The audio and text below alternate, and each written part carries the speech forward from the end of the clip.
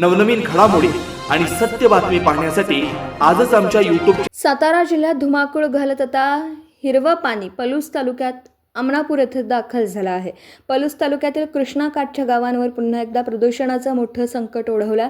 Chemical सोडल्याने गेल्या काही दिवसांपासून नदीपात्रात पाण्याच्या रंगात होणारा बदल आता थेट अमनापूर परिसरात पोहोचला असून कृष्णा नदीचं पाणी हिरवं झालं आहे। नदीपात्रात दाखल झालेल्या या दूषित हिरव्या पाण्यामुळे संपूर्ण अमनापूर आणि आसपासच्या कृष्णाकाठावर दुर्गंधी पसरत असून यामुळे परिसरात मोठी खळबळ उडाली आहे।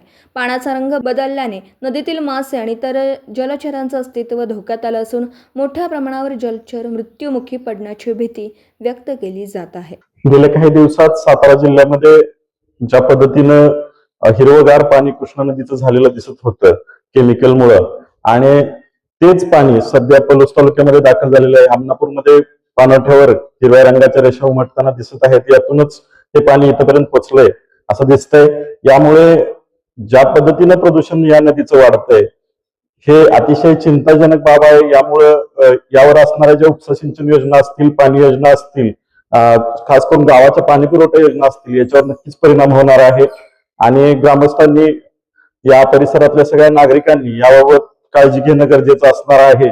त्याचबरोबर प्रदूषण नियंत्रण मंडळ असो किंवा सर्व आमदार खासदार असो, या प्रश्नाकडे यांनी जर गांभीर्यानं नाही पाहिलं तर नदीचं अस्तित्व निश्चितच धोक्यात आलंय असं म्हणायला वावगं ठरणार नाही। कारण आपण वर्षभर बघतोय की सातत्याने या नदीमध्ये काही ना काही मिसळण्याचा प्रयोग होत असतो।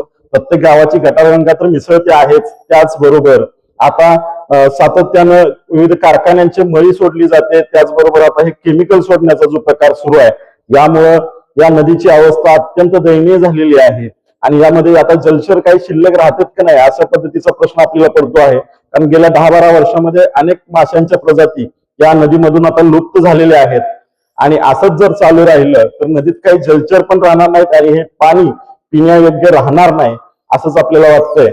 तर प्रदूषण नियंत्रण मंडळ असेल, सर्व मंत्री असतील, आमदार असतील, खासदार असतील, यांनी या प्रदूषणाकडे, जलप्रदूषणाकडे गंभीरपणे बघावं एवढीच विनंती मी या निमित्ताने करतो। नवीन घडामोडी आणि सत्य बातमी पाहण्यासाठी आजच आमच्या YouTube चॅनलला सबस्क्राईब करा, शेअर करा आणि लाईक नक्की करा।